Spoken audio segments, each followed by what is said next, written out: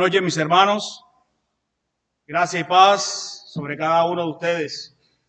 Sí, soy yo, el hermano Juan, mutiladito, gracias al Señor, pero soy el mismo, mis hermanos. No se confundan. Mis hermanos, es un gran privilegio para mí poder estar delante de ustedes, puesto en pie delante de ustedes para traer el comienzo de un nuevo capítulo número 9 de nuestra confesión de fe. Cuando vi por primera vez, hace algún tiempo, este título o este tema que vamos a comenzar a estudiar el día de hoy, pensé que este tema del libre albedrío se hablaba solamente en los entornos pentecostales. Es más, pude haberme preguntado, ¿Luz de Vida si es reformada? Porque como veníamos arrastrando, o como yo venía de un entorno más bien netamente pentecostal, pensé que el libre albedrío solamente se hablaba en los entornos pentecostales y no en la reforma. Cuando vi este tema por primera vez, me sorprendió muchísimo, mis hermanos. Y pensé que era algo que de pronto habían escrito algún anexo, pero no, es un tema muy importante. Y hoy nos vamos a dar cuenta en qué sentido la Escritura y nuestra confesión de fe hablan de que el hombre tiene libre albedrío. En un sentido muy particular. Y quisiera que antes de comenzar, mis hermanos, me acompañaran por unos momentos o por unos minutos a orar. Vamos a darle gracias al Señor. Padre y Rey, una vez más estamos delante de tu hermosa presencia, dándote la gloria, la honra y la alabanza, pidiéndote, Señor, que en esta noche sea tu poderoso Espíritu Santo quien nos asista, quien nos convenza de esta doctrina, mi Rey, que es importante, mi Señor. Es importante poder entenderla. Es importante tener una buena corrección o una buena interpretación de esta doctrina, mi Señor. De lo contrario, podemos caer en herejías y en una mala comprensión de toda la Escritura. Yo te pido, mi Rey, en esta hora, mi Señor, que seas tú hablando a mis hermanos a través de tu palabra. Ayúdame a mí, Señor, a poder llevar por estos minutos de manera contundente, pero de manera también eficaz tu palabra. Padre, ayúdame en mis debilidades. Padre, porque separado de ti nada puedo hacer.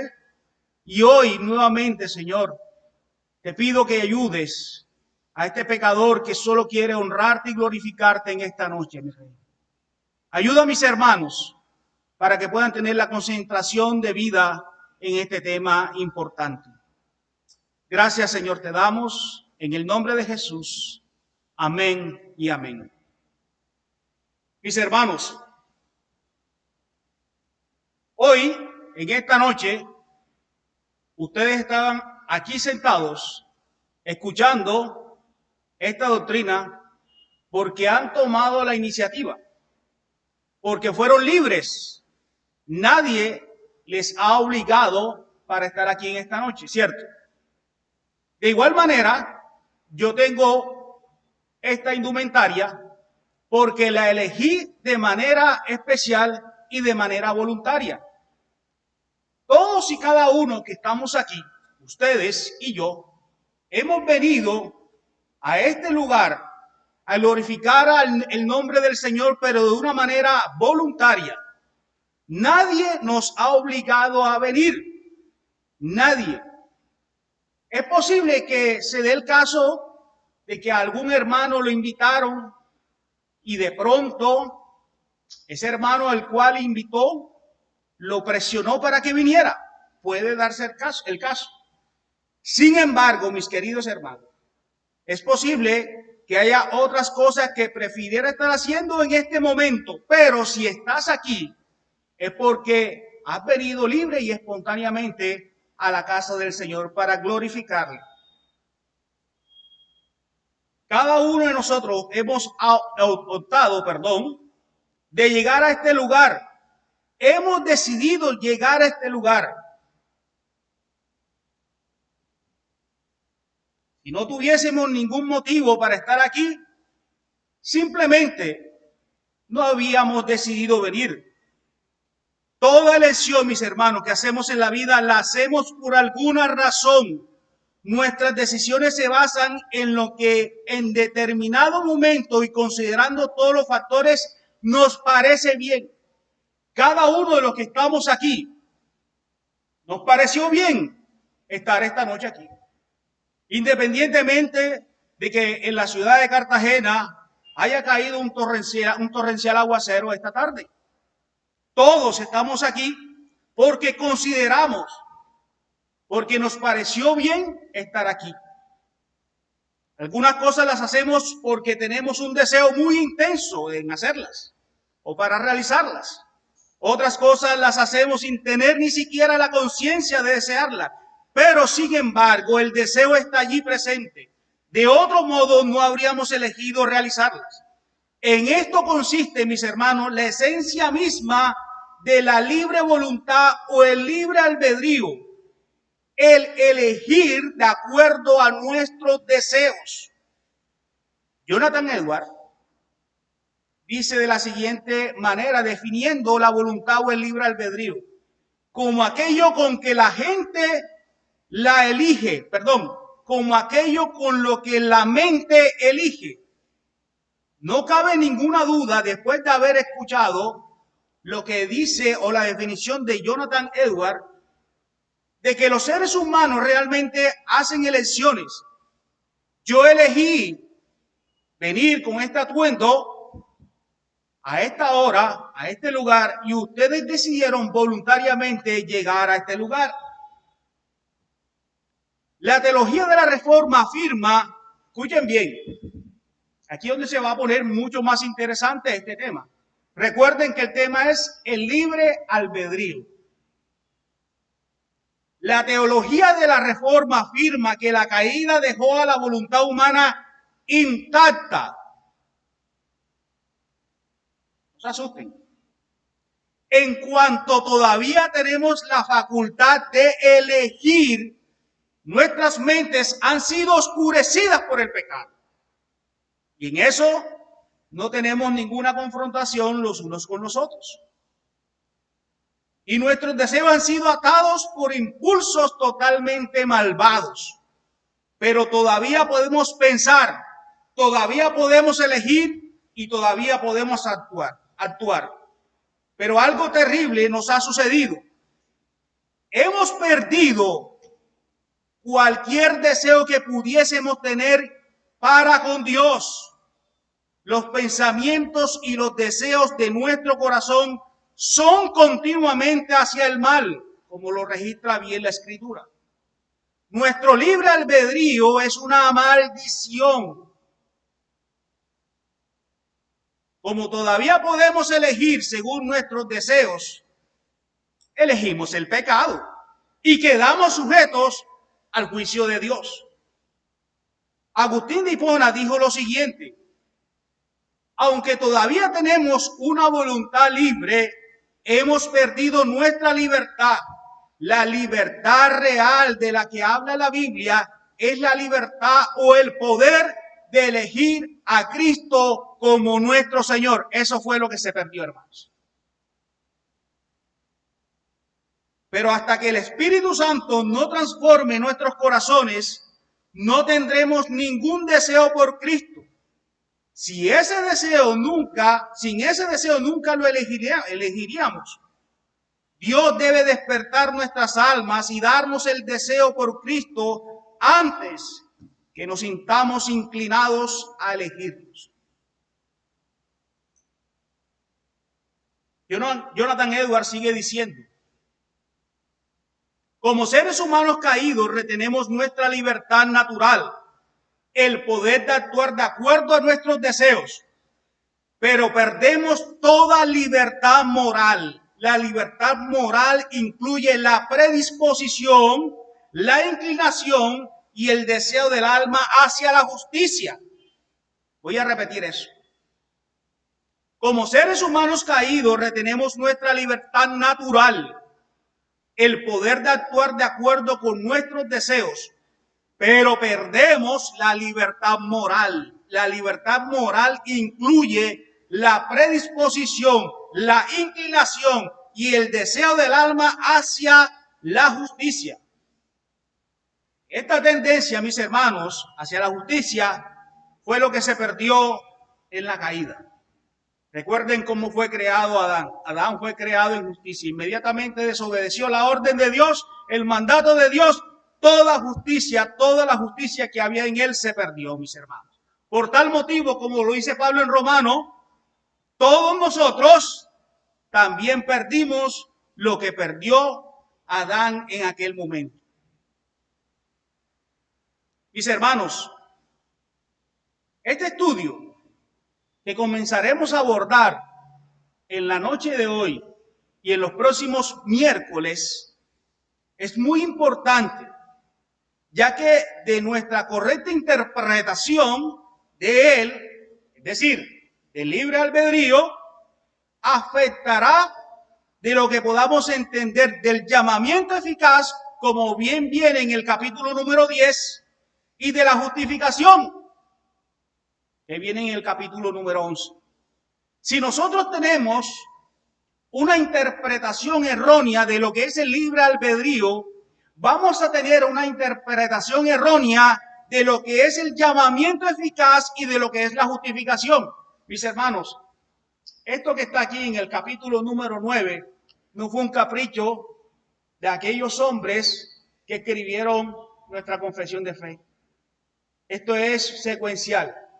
Si nosotros tenemos una mala interpretación de este tema, vamos a tener una mala interpretación del llamamiento eficaz que está en el capítulo número 10 y vamos a tener también una interpretación errónea de la justificación que viene en el capítulo número 11. Por tal motivo, se hace necesario, es menester, que nosotros podamos estudiar este tema del libre albedrío a profundidad. Así que no se pierdan, mis hermanos, los próximos miércoles, porque este tema es muy importante.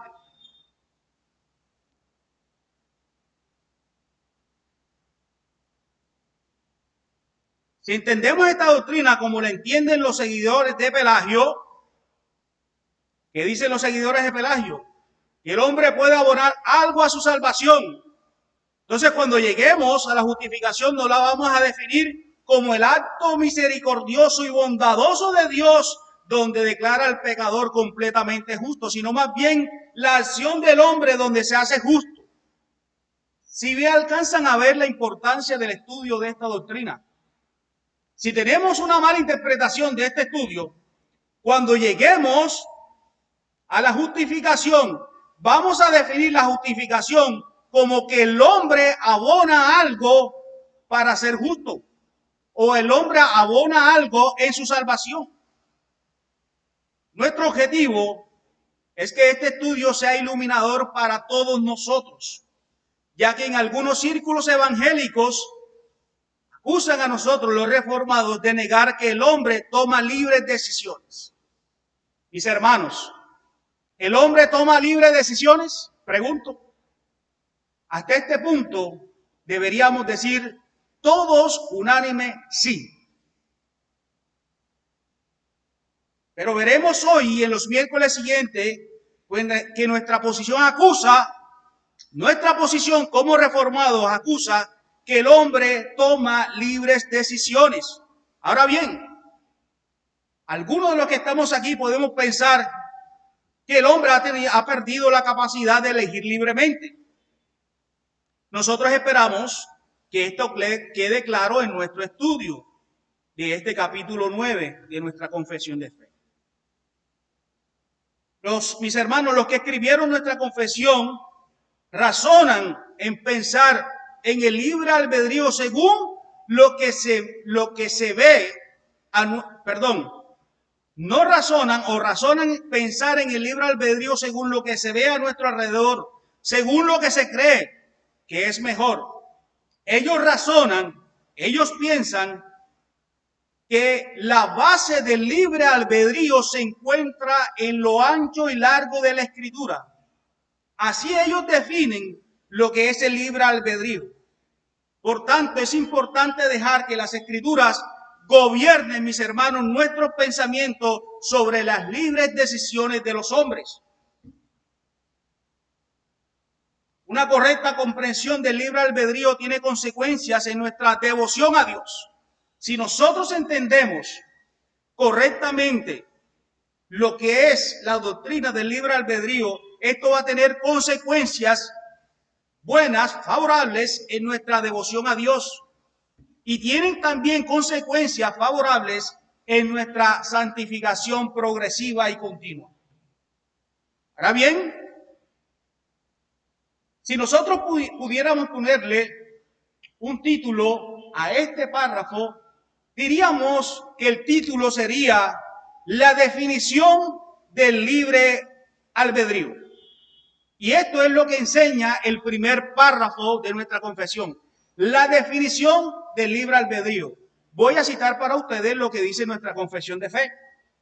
Dice, Dios ha dotado la voluntad del hombre de una libertad natural. Escuchen bien lo que dice. Dios ha dotado la voluntad del hombre de una libertad natural y de poder para actuar por elección propia. Esta voluntad no es forzada como tampoco determinada a hacer bien o mal por ninguna necesidad de la naturaleza. Bien, quisiera que me acompañaran en el libro de Deuteronomio, capítulo 30, verso 19.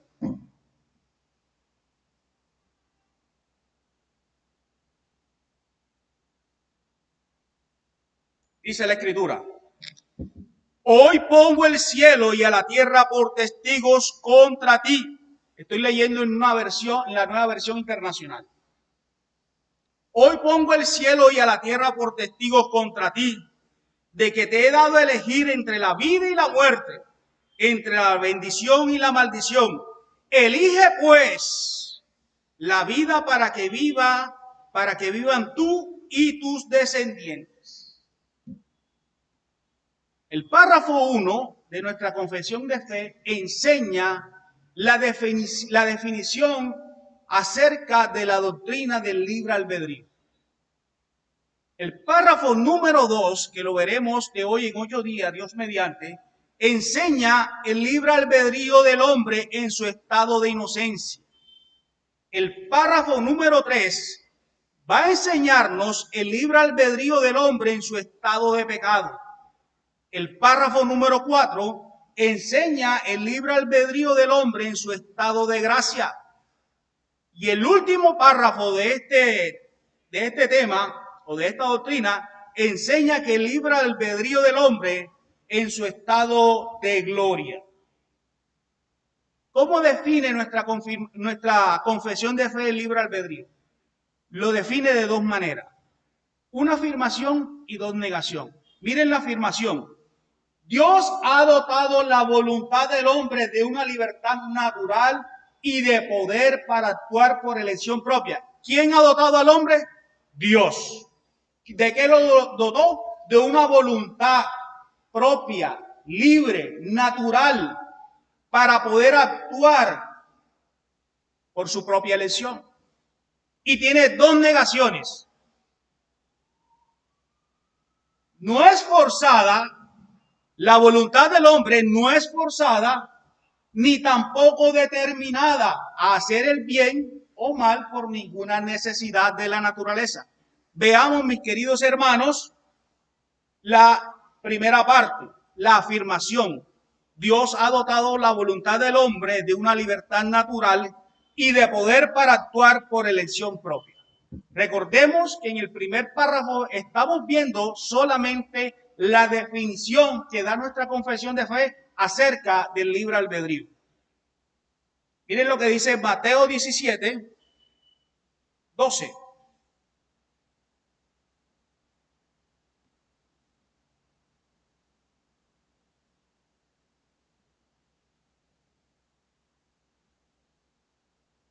Pero les dijo que Elías ya vino y no lo reconocieron, sino que hicieron con él todo lo que quisieron.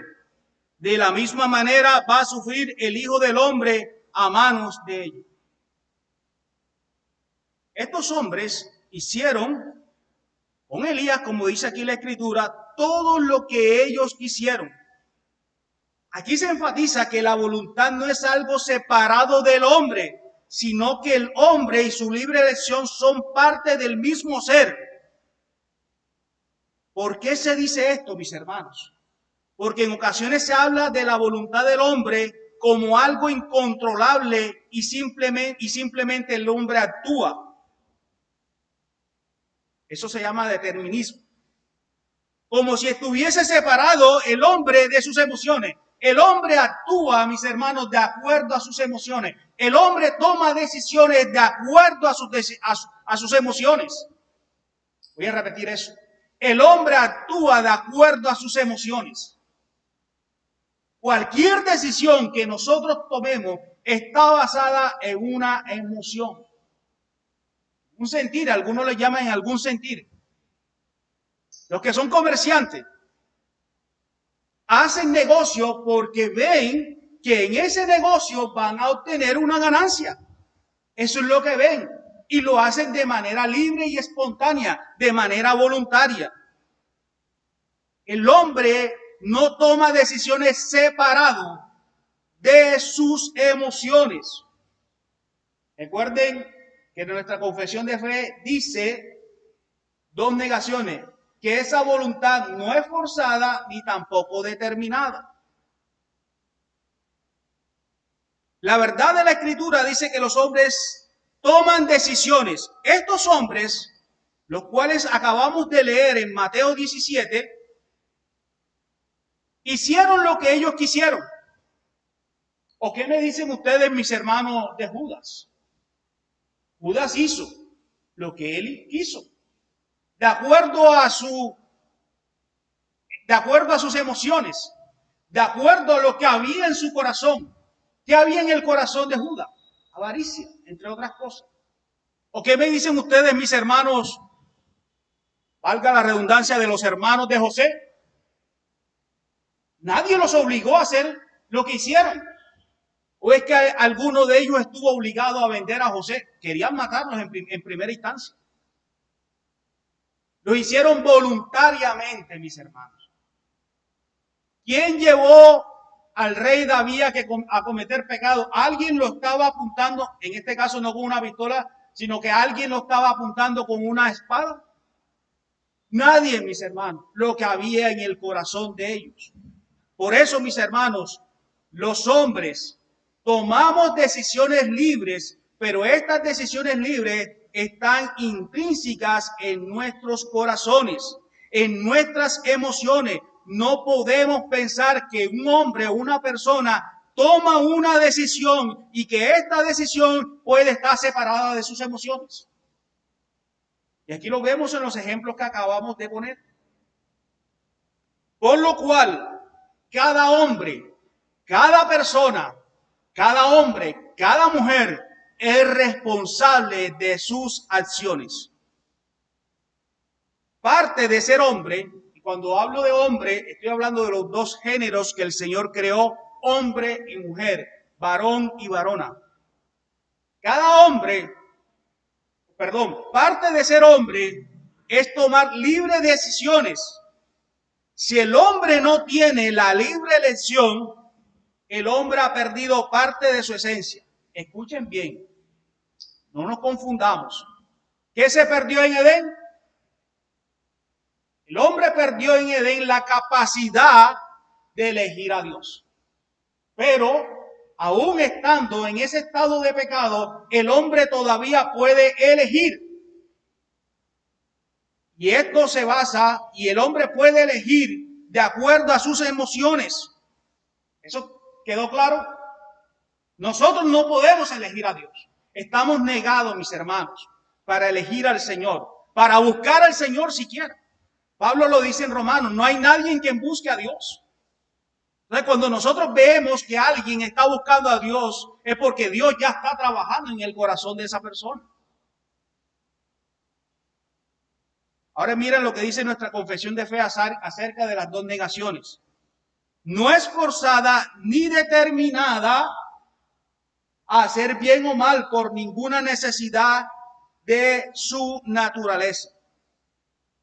La palabra forzada está negando todo concepto de imposición o de coerción.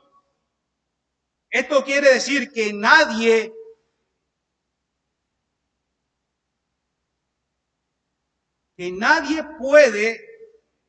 externamente puede exigirle al hombre que tome ciertas decisiones, sino él mismo. A nosotros nos pueden ayudar a tomar decisiones, pero en últimas, quien va a tomar la decisión es la persona que quiere o que puede tomar la decisión. Por ejemplo, vamos a citar un ejemplo.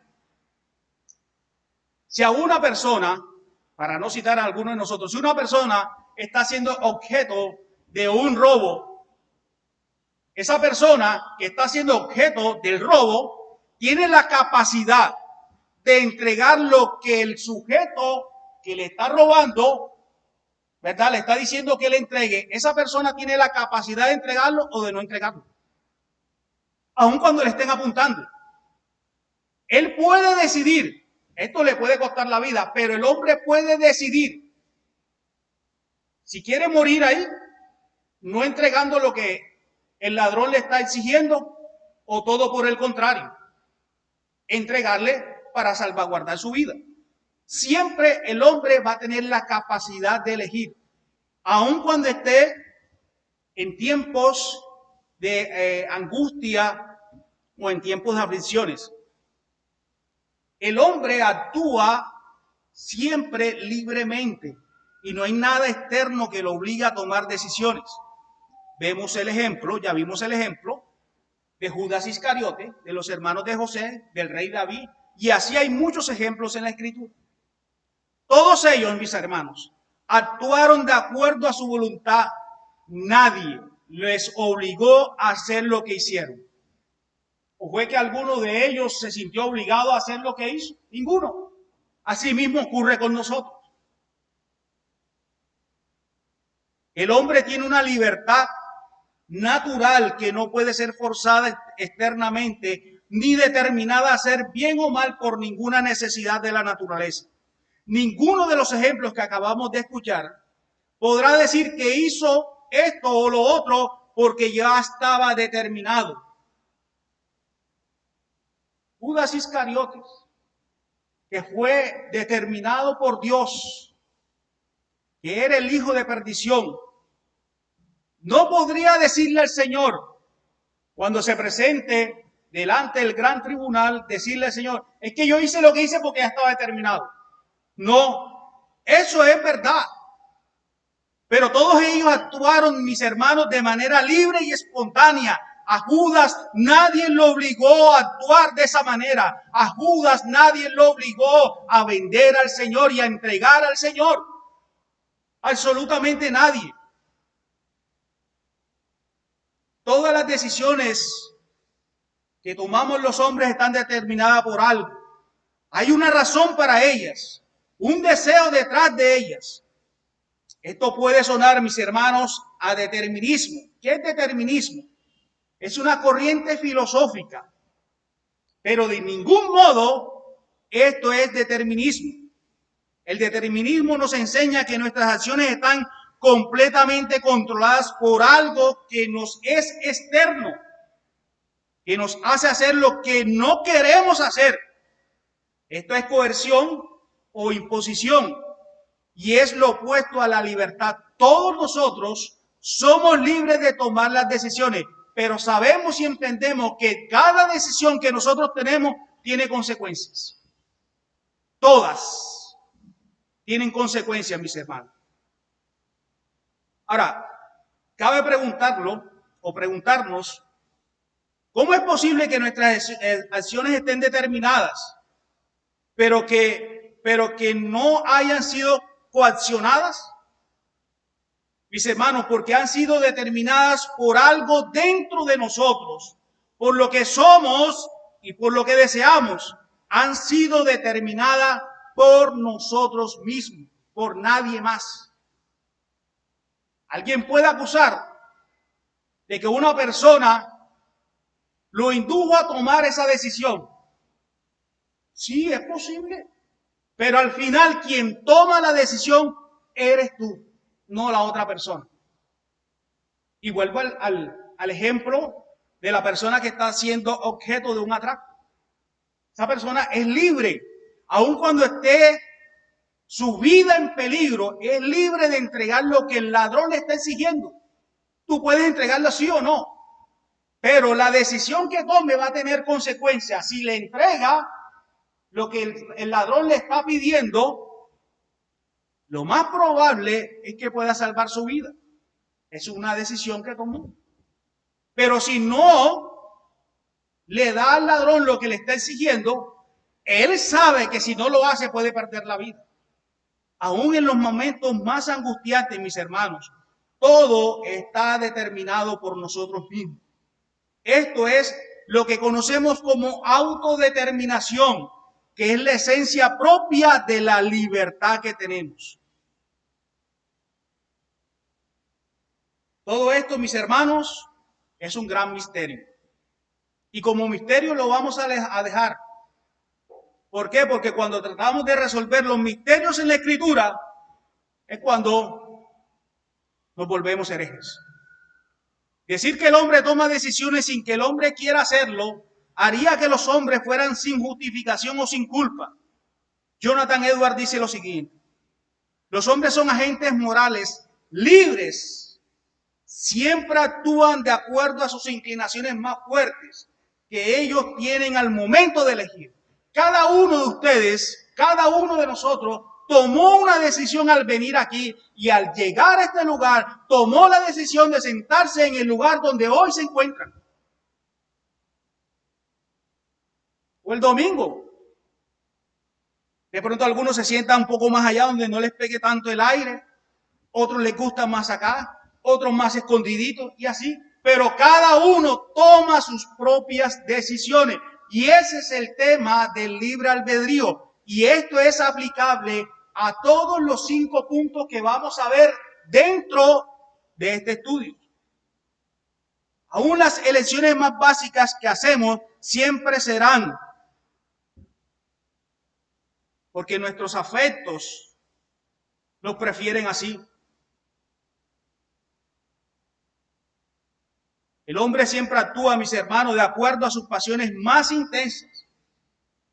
Cuando pecamos, un ejemplo, cuando pecamos, en el momento que está siendo tentado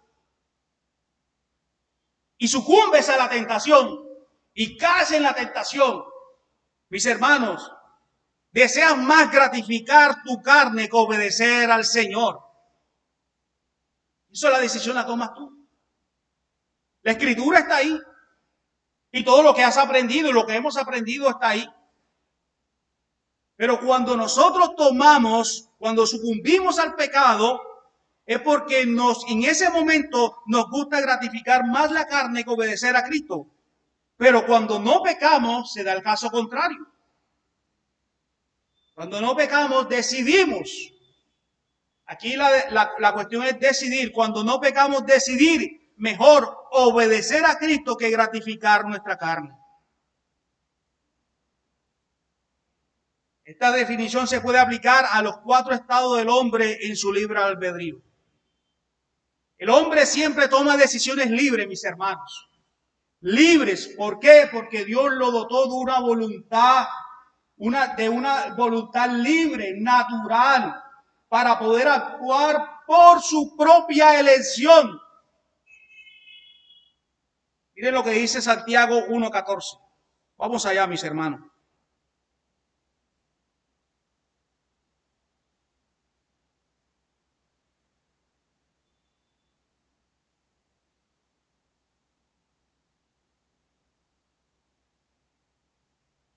Todo lo contrario.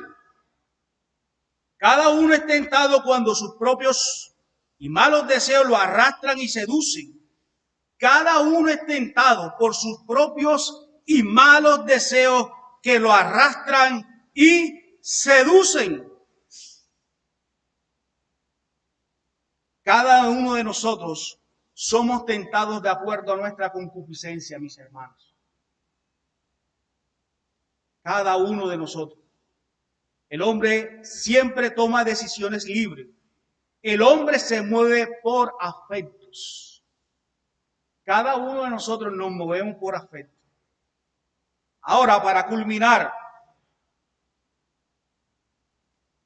si hablar de libre albedrío, es decir, todo lo que acabamos de estudiar, ¿qué es lo que acabamos de estudiar? Primero, que el hombre actúa libremente de acuerdo a los deseos de su propia naturaleza. ¿Por qué actúa libremente de acuerdo a su propia naturaleza? ¿Por qué el hombre actúa así? Simple, mis hermanos, porque la confesión de fe nos dice que Dios los ha dotado o nos ha dotado con una voluntad libre, natural y de poder para actuar por elección propia.